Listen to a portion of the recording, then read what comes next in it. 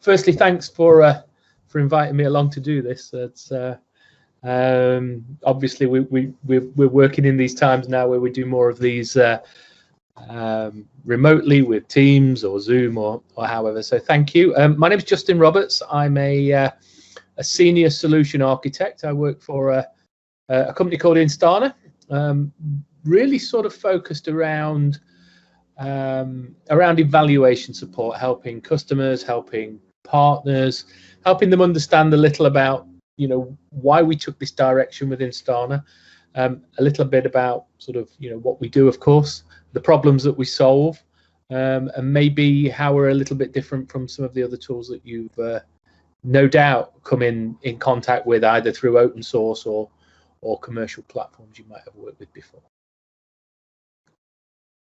So you have a demo to show us, or I do? Yeah, no problem. I'd be happy to. I mean, you know, we're on here. If you want to keep things interactive, if you've got any questions as we go through, I would be more than happy to do that. I'm going to share my screen. Yeah, I have some questions. I will ask them along the way. I guess just me. I just wanted to sort of say, you know, it's good to be on the camera, but you know, there's my background. I'd normally present in this at a you know, if we were at face-to-face. So always good to have this kind of thing up. So a little about my background. I'm a solution architect. I've sort of worked my way through various startups. I'm a big fan of startups, and you know, particularly kind of hot technologies that you know, that really help organizations get a little bit more out of the sort of the code and the environments that they're building. So as I mentioned, I design, run, and measure evaluations. So good results for me are always when customers want to take a look at either our sandbox, we have a sandbox environment, or take a self-service trial with, you know, kind of no sales guys hassling you, and or a managed pilot where I would work alongside them. So let me give you a very quick demo. I actually want to just show you just one picture before we start, and a little bit about, you know, really why we exist. So been around since about 2015. So still feel like a startup. We're maybe 250 people. We're based worldwide. We're completely sort of scattered, and of course at the moment everybody's remote, but we were fairly remote before you know, all of the problems in 2020.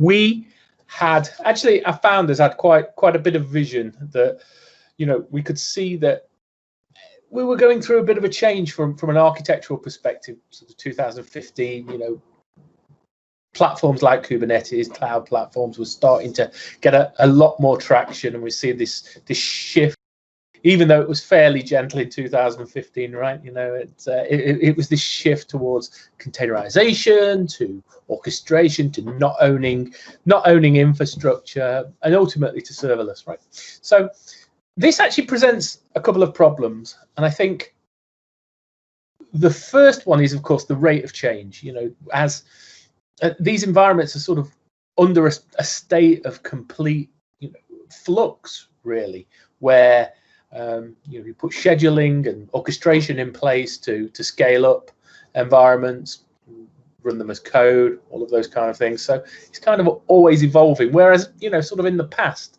we might have had some hosts, maybe a back-end database or a cluster and those kind of things, and you kind of knew where everything was and you knew the flow.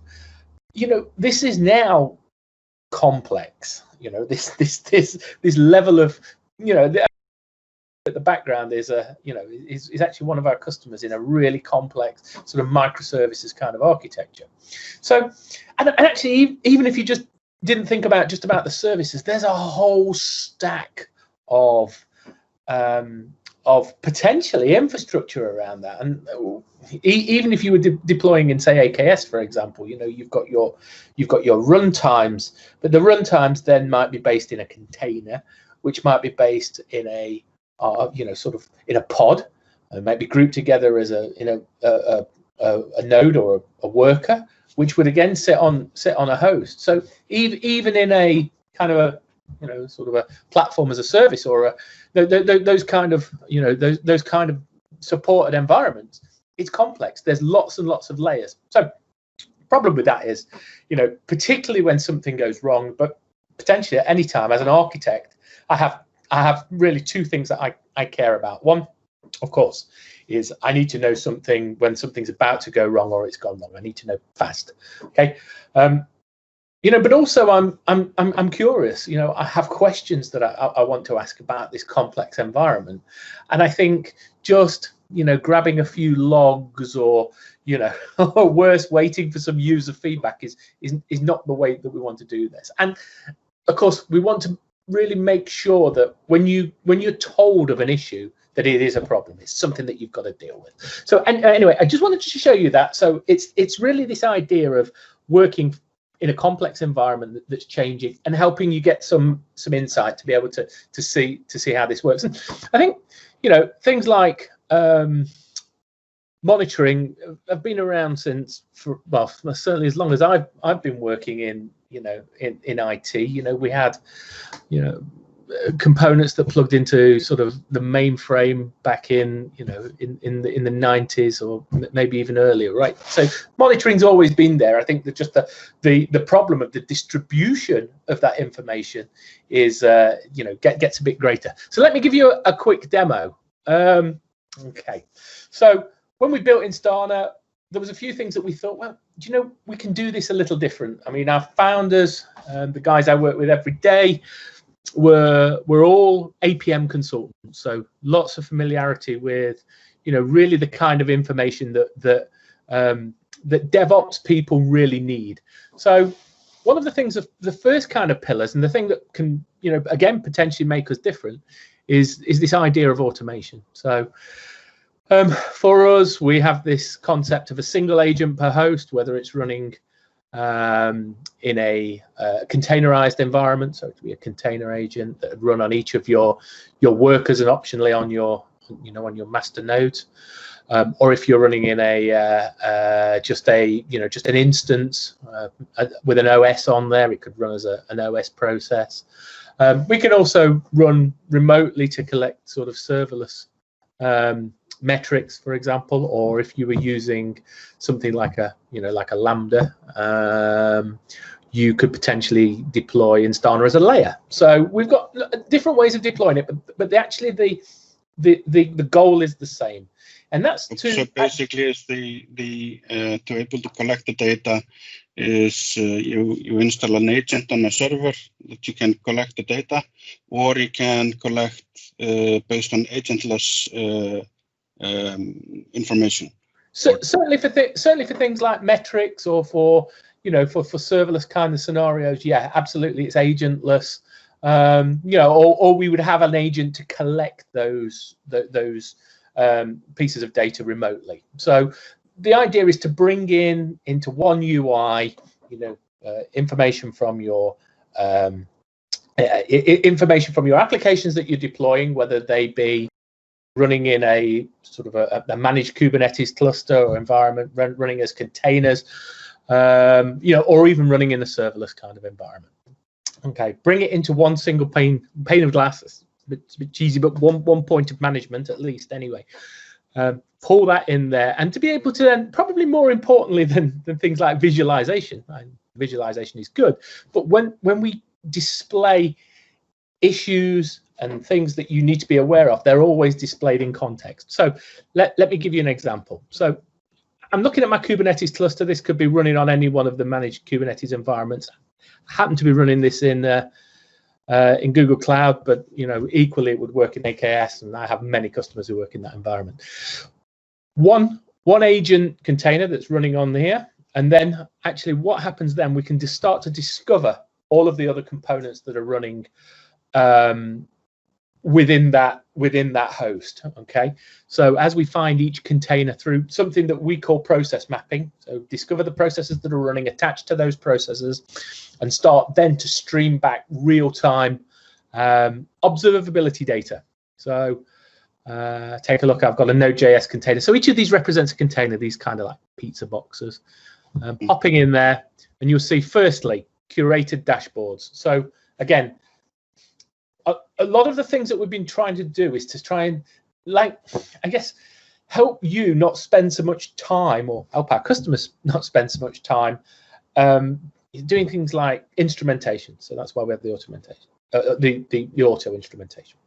You know, not spending time building dashboards, not spending time setting thresholds and all of those kind of things that can, you know, that can actually start to become a task in themselves. So, you know, driving monitoring at that lower level, that automation level, means, I guess, all of us as developers spend less time fixing problems, you know, and more time building new things, building sort of stuff that you know really makes a difference to, you know, to the organizations that we all work in. So let me just talk about a couple of differences here. When we talk about streaming these real-time metrics, all of our metrics are gathered at 1 second granularity. So I'm going to pop that down to, oh dear, okay. Let me just I'll come back here now. One question around the metrics. How does it collect it, or you know, utilize the baseline? You know, how is there a baseline that it collects and figures out that this is the everything behaves, or how does it work on then? Yeah, so we have a number of ways of detecting anomalies as a whole. So there's the adage of we need to get a good data set into the platform.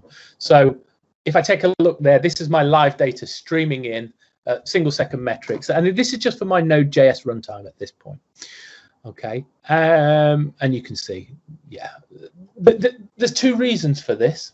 You know, one of them being it gives me much more like a profile kind of view, but probably more importantly, this good data setting means that we can make decisions very fast. So for these kind of metrics, depending on the type, we have a set of what we would call health signatures, which are curated by ourselves. It's kind of like best practice knowledge, kind of inbuilt rules that we can see, you know, if we see a spike in garbage collection activity or a sudden growth in memory usage. And we use different kind of algorithms depending on the type.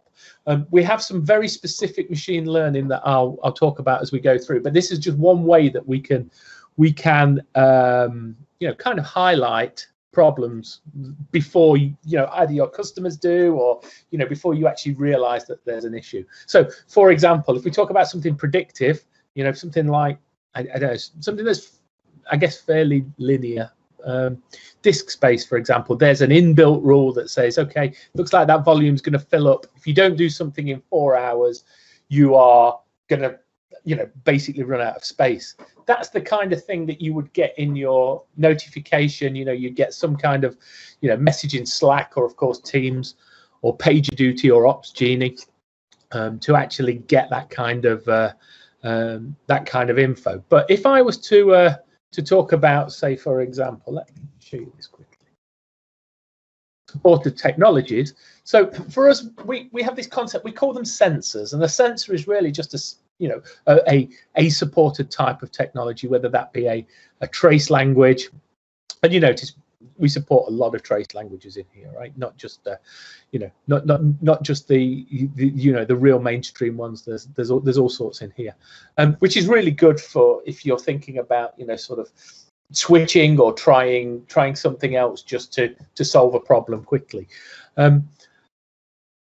A sensor for us could be, of course, you know, cloud services, app services, and SQL database. But, you know, for each of them, they will contain sets of data around configuration, so I don't have to go hunting in logs to find problems. These single second metrics that I already talked about, that are already curated and ready to go in a dashboard, but also to have these health signatures, you know, capacity limit or heap over allocation. Okay, all of those are built into the platform. So the good thing about that is as you add new containers, even if you add a technology that you've probably never really used to add it, I'm going to pop Redis on there, I don't know, immediately we'll find it, we'll start to grab those metrics back, and we'll start to apply these health rules in. And You can build your own. You can ignore them. You can say, for example, it's always worked bad in this environment. Let's not have that checked. But it's a great kind of starting starting process to be able to say, okay, let's look at the entire environment. Let's look for anomalies and let's surface those. Does that make sense?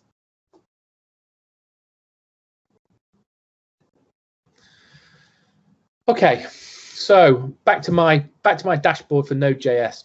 Okay, is an interesting point. I'm looking at a dashboard. Every single one of us sitting here has spent lots of time in front of dashboards, and yeah, it's nice to have the single-second metrics, but it's still a metric on a dashboard. How does that apply to a complex environment? So one of the things that we wanted to do was to actually also to be able to maintain relationships between different data sets, whether they be metrics, tracers, logs, end user monitoring data. We wanted to pull these all together. And again, rather than kind of silo this data and make you think, well, now I've got to hop here or now I've got to hop here. We were able to use a graph database to basically understand the entity relationships between different data sets. Really what that means practically is, well, think about this. I've got my Node.js runtime that serves my code, and it's got a service attached to it. Okay, but actually, if you think about that, there's a whole stack moving up from that for this code, and that might look something like this. It's a Node runtime, but it runs in this process called Node, which runs in a container called cart, which runs in a pod, which runs on a Kubernetes node, which runs on a host.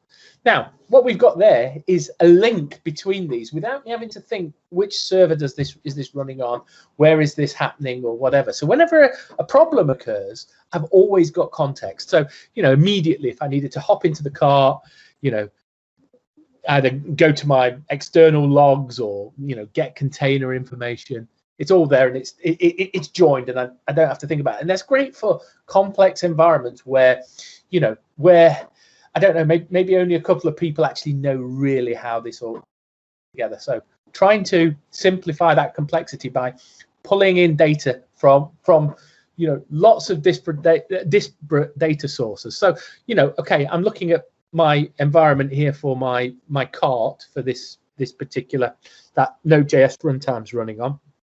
But of course, I could probably look at it a bit more sort of horizontally, right? Where it's running in my Kubernetes environment. What namespace does this run under? What deployment does this run under? What node is this running under at this point? And at any point, I can just hop straight into that relevant Kubernetes information. So we've again joined those pieces of data together. You can actually drill down to figure out the issue. So if you have an issue with a Node.js API, you could actually figure out if the problem is due to the container or the cluster or wherever. Yeah, absolutely, and it's that I don't know. This might surface itself as maybe some sort of service quality issue, like you say. This endpoint is firing off all of these errors, right? But because we know that these errors are related to the inability for the ingress controller to work correctly, when we actually surface issues or incidents, numbers of issues, we're actually able to say that the root cause came down to something like a process stopping or something that's probably in no way connected with the fact, kind of the symptom is the fact that this service has got an ill endpoint, but actually the root cause is actually down to to something else. A hardware problem or something like that. Exactly. So I mean, maybe if I look down a little further also, I mean, there's a key part that I've not really talked about, which is a bit more at the logical side, the services. What are the services that this kind of infrastructure supplies? So again, keeping with our idea of automation, we're going to discover all of the services within the environment. we're going to tag them based on some sensible rules, but you could add others like, you know, container labeling and things like that to have your own customized service name. But we're all about automation and you know, so sensible out of the box. You can see that's catalog demo. It's a web service. It's Spring Boot in this case. And you'll notice for every single service, we're collecting these 3 metrics. They're kind of, if you've read the SRE handbook, you know, these are the SRE golden metrics. But, you know, this is the calls, the latency and the error rate. And they're really the 3 key indicators that we would use to measure anomalies or changes of behavior. I'll show you that in a second. But this leaves me with a problem. You know, in a large environment, I could have thousands of these services. So how do I make them meaningful to my team? And we do that through applications. So an application is simply a subset of my data that has some meaning for my team. So probably the best way I can do is to show you this. If you think about a complex environment, even at the simplest sort of level, you've probably got 3 environments or 2 environments. You've got development, you've got production. So they might be the first things that you want to separate. But then you start to think about, well, this is Kubernetes, right? So I can run multiple applications here. And I know I'm talking specifically about Kubernetes quite a lot, but you know, this will work in traditional environments also. So I just mentioned that. So my issue might be then, well, okay, well, I've got a Kubernetes cluster, but it's got 10 applications on. How do I split those up to being meaningful? Because again, we can't exactly predict what is an application for you. You're the only people that can tell me, you know, sort of, you know, this is an app for us, or this is an area of interest. And, you know, if you're working in a DevOps squad and you might say, well, I'm only responsible really for token generation or for authentication or something like that. So I'm only interested in these, you know, these 5 services. Whereas a service manager, as we do definitely get kind of the less technical users also on here, might be interested in looking at the whole environment. So the idea is that we've got this thing called a perspective. Super simple to work with. I could pick a set of services and say, I'm interested in this, or maybe a journey, a set of interactions, or maybe an environment. But let's take Kubernetes. Maybe we're running AKS, for example. What I could do is say, okay, well, anything that has this Kubernetes namespace, that runs in this Kubernetes namespace, is my application. The beauty of that is, well, of course, I've got one here called Robot Shop. That's mine. The beauty of that is that anything that I add to that namespace will be automatically added to my application view. So when I talk to evaluators about this, I always sort of describe application perspective. You know, the only sort of piece of work that you'd really need to do around configuration and deciding sort of what is important to you. And you can have as many as you like. And what they mean is when I've created one, I start to get curated again dashboards, sets of metrics, sets of machine learning, sets of alerts that are kind of filtered and focused around those criteria that I popped in there. So here would be a typical sort of performance related dashboard with those, again, those key metrics. And we tie them together: processing time, latency, top services, so I can easily see which of my services have the highest error rates, things like that. If I can do time shifts on there, of course, so I can look back in time and see how that's compared against a previous time frame. But what I might also do is I might actually just make this for 12 hours, so I can see a bit more of a flow.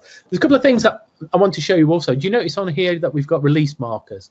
Each of these little rockets are my CDCI events. So if I deployed with with any development tool, any CDCI tool, all I need to do is just to write a small curl to Instana to actually say I've deployed at this point. And it's interesting. So basically, you can figure out if there are errors related to the releases. Yeah, absolutely. I mean, it's almost another input, right? It's another way of getting getting some data in. It's when when something goes wrong, you know, there's usually been some change at the back of it somewhere along the line. And of course, a release is kind of almost the ultimate change in the fact that you might have, you know, different code that's actually running. Okay. So I built my dashboard automatically. I've not had to do anything for that. One thing that's kind of interesting, again, just on that dashboard subject, is this idea of automatically building these dashboards. If you did this manually with, say, Prometheus or Grafana, for example, you'd have to maintain so many dashboards to actually get a view of how your service actually looks. So I have maybe, what, 10, 15 services of all different types running in here. So that's potentially another 10, 15 dashboards. But actually, if I went into any of my services, again, I get my dashboards automatically built. Then I've got endpoints that I might be interested in graphing out and understanding what is the difference in performance. So again, you know, so the kind of the beauty of this is the fact that this allows these kind of, you know, inbuilt dashboards allows me to sort of get to the info that I need very quickly. And of course, another way of actually displaying this dependencies or these relations between these services is through a dependency graph on here. So where I can see my interactions between my different services. Hover my mouse over, again, I can see that calls, the error rate, and the latency. For all of these service quality metrics, golden metrics, SRE metrics, whatever you call them, we use machine learning. Okay, so we'll baseline this. We'll start to look what is the normal over a period of time. We'll learn from that, and then we'll start to identify shifts. So shift latencies moves rapidly, or, you know, error rates start to move rapidly, and we'll highlight those as anomalies. They're the kind of things that you want to see. This is a change from my normal behavior. Okay, and you can see all my different technologies. I've got some lambdas running on here, RDS, ECS. What else have I got on here? So Node.js. So I'm going to drill in pretty much now, like my much more developer mode, much more that I want to sort of really drill down. Okay. Second big differentiator for Instana is that we collect 100% of all traces. Okay. Most of the other tools out there will use sampling or turn on tracing kind of on demand. Both have, you know, kind of if you think about it, if you're only collecting 1 in 10 traces, you know, you've got 9 times the chance to miss something important. Or if you're turning on tracing when you see a problem, again, you can miss those first few, you know, sort of key problem points. So we made the strategic decision, you know, the technical decision here to say, right, we're going to collect everything, whether it's good, whether it's bad, you know, things that respond in 200s, things that respond in 500s, we're going to collect them all. Okay, and then statistically, after 7 days after that initial sort of, you know, key troubleshooting period, we're going to start to drop them off the end. So I can drill into any of these. Remember, 100% and every call that I've got. So what's that in? That's 51,000 calls in the last 12 hours. And just to give you a bit of a feel for this, 7 days, 698,000 calls. So, you know, again, that's particularly just for that particular endpoint. So we're processing fast, and this is, you know, this is a kind of a snappy way to work. So hop in here, and I can see a traditional distributed trace. So, you know, my entry span, this was a call that was made to this service, and then everything that happened after that point. All of my timings, okay, information like parameters that were passed across, the code that was actually, you know, the code that was actually called, the line that this happened in, okay.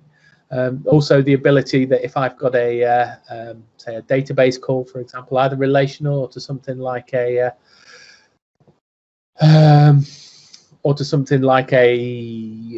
non-relational database like Mongo or something like that. I get the query, get the connection string, I get a stack trace. For certain runtimes like Node, like Go, like Java, soon to be Python. We can also collect profiling information to show hotspots around method calls, hotspots around for things like, you know, for CPU or wait time, depending on the runtime. So giving everything in one screen, trying to give, you know, sort of a developer as much information as possible. But also one thing that I can see that, sorry about that, interrupting, is that it seems that the agent is collecting huge amount of data. How much overhead does it cost for the environment to collect all this data, both network based and the CPU? Yeah, so do you have some metrics about that? I don't necessarily have metrics, but I mean, I can certainly talk about, you know, we have customers who are working in, you know, online trading, online gambling, where they've got extremely high sort of throughputs. Because we collect 100% of all traces, there is some variation on the amount of overhead, right? And that's really around, you know, if you do 1 million traces, it's going to take, you know, it's kind of a law of physics that it's going to take more sort of more resource than if you know, if you're just processing one. But we do highlight in the platform how much we're actually adding. If I take a quick look, I'll show you here quickly. What about if you have something that you really don't have any interest in, like for example, you know, test API call that you really don't want to monitor? Can you exclude that? Well, I mean, we certainly could do it at something like a host level. I mean, we have a mode that we could just do things like infrastructure only, which would not collect tracing. Tracing can be turned off, but typically it's going to be turned off at a host level, not at a sort of a container level. If I take a look in my agent management, you can see things like the CPU load, memory overhead, you know, how often we're garbage collecting, network overload, those kind of things. So we definitely want to, you know, we're quite open on how much sort of overhead we're actually, you know, we're adding, but it's minimal. We designed this to be very, very lightweight. We don't do things like disk caching. You know, all of our data is sort of almost streamed directly from the code into Instana. So we have both a software as a service, which most customers go down the path, but you know, we also have a self-hosted model as well. So if you wanted to run this yourselves, you certainly could. Conscious of time, how much time do I have? You have about 10 minutes. Perfect. Okay, I'm going to show you just a couple of other things because I think they're kind of interesting. We talked about collecting data from metrics. We talked about collecting data from tracers. I touched on it maybe briefly, but you know, we're also capable of collecting log information. You can see instead of ingesting pages and pages of logs, we're looking for logging frameworks that you might use. And if we see something with an error level of a warning or we will display that log in context. So I think if I hop into that one, let me just see if I've got it here, just to give you a quick example. In like a Splunk solution. So yeah, so this would be something that would be written to a log instead of it being written to a log. We'll surface this, so you don't have to go digging in logs in the same way. So we've got a slightly different approach on that, but that tends to be, you know, more acceptable or more, you know, a better way of working for anybody who wants to pull all of this data together. So we talked about logs. Another point of I guess input could be end user monitoring, and I guess. Well, I don't know. I mean, I don't know how much you're involved with EUM. Sometimes called real user website monitoring, that kind of thing. But my take on it is this: we're all sitting around the table and we're all celebrating because we've got all of our sort of service level indicators are great, and we're all saying, yeah, our APIs are up and they're working really well. When in reality, at the front of the business, the users themselves might be having a bad time. I don't know, CDN causing a problem, or having problems with just slow performance from the websites and the web servers. So we always decided that EUM was a key input to observability. So this is like, after we've understood how everything else is working, how is the user, what kind of user experience are they having? So again, everything in context. We will, let me do this for the last hour, it looks a bit cleaner. Okay, we will deploy a small code snippet for either your single page application or your traditional web application. So you deploy that at the front, and then when the application is loaded in a browser, it will also load in my local browser and send different telemetry information, which we would join together. And this is that telemetry information: page views, JavaScript errors, what kind of problems are users having out there, speed, their speed of browser loading or page loading. Where is that split down? Request response, building the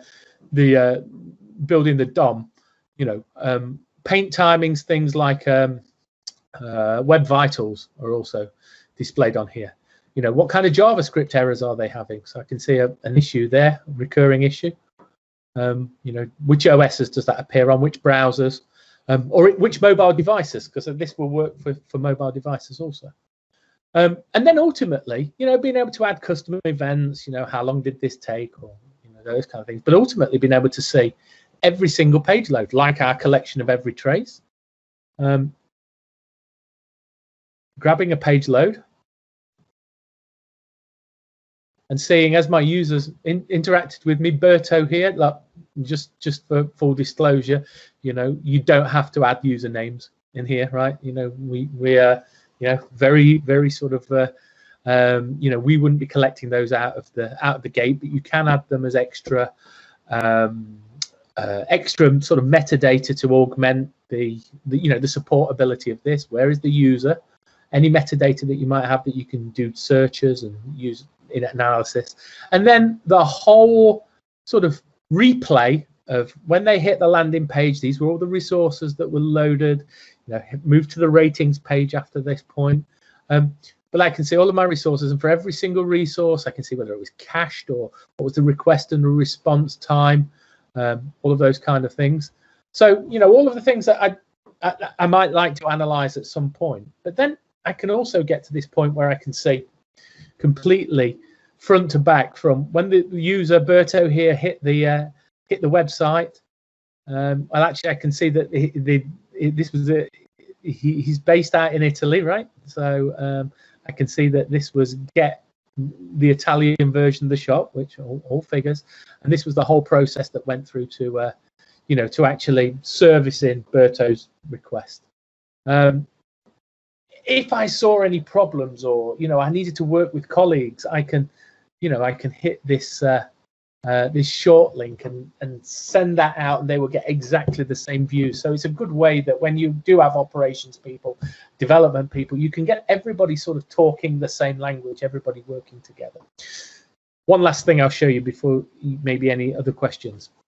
So throughout the day, we are looking for anomalies, looking for things that are clearly not right, either using machine learning, either using inbuilt system health rules, either using something that I've not been able to show you today with smart alerts, where you can build your own alerts based on a blueprint, something that you're interested in, looking for a specific error or something like that. So we've got all these different ways of sort of highlighting when things are wrong, and this will ultimately appear here in my events view.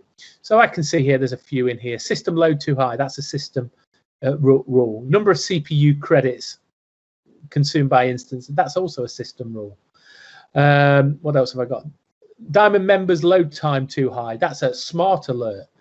It doesn't matter to you where they come from, right? But things like erroneous call rate is too high. That's a machine learning. So we've got different ways of actually generating these anomalies, and we want to make sure that these are not, overly noisy. The big issue comes is when you have a problem that's impacted a customer or impacted a sort of an edge service, and it's in a complex environment. And if you think about it, by the time you've got all of these services that are interconnected, by the time you get to your desk, everything's red, and this is a complex environment. How do I troubleshoot? So we generate these higher order events called incidents, and that's normally a grouping of these issues. So rather than send you, let me grab one here. There we go. Rather than send you 22 different events, we're sending you one. Okay, and we're saying, okay, well, because we have this dependency, this understanding of correlation between all of these different pieces of data that we're collecting, we know that there was some connection here. We can see an abnormal termination, a crash actually, for this particular process, which would normally be just just something that we'd observe, but actually all of a sudden we know that this is connected somehow. We can see all of these services that were impacted by this problem up till we get to this point, which is a triggering event. Okay. And this is one of the real useful use cases of keeping all of this data in this graph database, these entity relationships. Okay, and I can see here, this was my triggering event. So this was my patient zero. All of these service impacts were just collateral damage, just things that happened as part of this problem. So I can see there's clearly a problem there. That would be the kind of message that I get in Slack, or members load time too high, or some, there'd be some issue that appeared in Slack. I get the ability to click through, open in Instana, and that would take me directly to here. Okay, I can see that there was a problem for a period of time. Maybe if I want to go and analyze this, what happened? Immediately, this will take me through my analyze feature, and there's lots of things that we can slice and dice data within here, but this will give me some sort of guided resolution. So I can see all of these have had the error. Remember, I know we've caught it because 100% of all traces. I'm going to hop to that shop here, for example, and I can see a problem. I can see Bertie in this case had the problem, and then I can see actually that there's an error that's surfaced right the way down here. Okay, I can see some log. These were written to the logs, and as you notice with logs, sometimes they get more and more ambiguous as they get further up the stack. So 500 null, 500, and then okay, I've got a JDBC connection. Okay, but if I look down at the bottom, which is my actual connect to my database, tells me the connection is not available. The request timed out after 5 seconds. This was the connection string that I used.